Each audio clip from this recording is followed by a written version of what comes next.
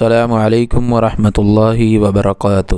قال ابن شہاب واخبرنی ابو سلمۃ بن عبد الرحمن ان جابر بن عبد اللہ الانصاری قال وهو يحدث عن فترة الوحي فقال في حديثه بين أنا أمشي إذ سمعت صوتا من السماء فرفعت بصري فإذا الملك الذي جاءني بحراء جالس على كرسي بين السماء والأرض فرعبت منه فرجعت فقلت زملوني زملوني فأنزل الله تعالى يا أيها المدثر قم فأنذر قوله والرجز فاهجر فحمي الوحي تابعه عبد الله بن يوسف وابو صالح وتابعه حلال بن رداد عن الزهري وقال يونس ومعمر بوادره۔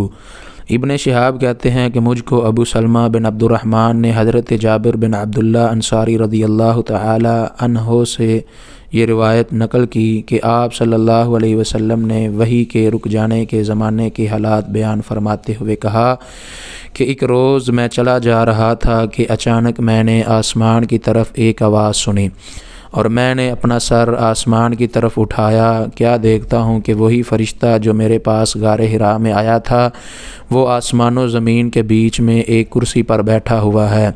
میں اس سے ڈر گیا اور گھر آنے پر میں نے پھر کمبل اوڑھنے کی خواہش ظاہر کی۔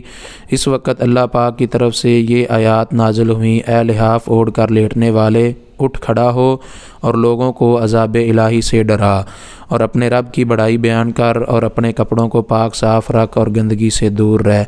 اس کے بعد وہی تیزی کے ساتھ پے در پے آنے لگی۔ اس حدیث کو یحییٰ بن بکیر کے علاوہ لیث بن سعد سے عبداللہ بن یوسف اور ابو صالح نے بھی روایت کیا ہے، اور عقیل کے علاوہ زہری سے بلال بن رواد نے بھی روایت کیا ہے۔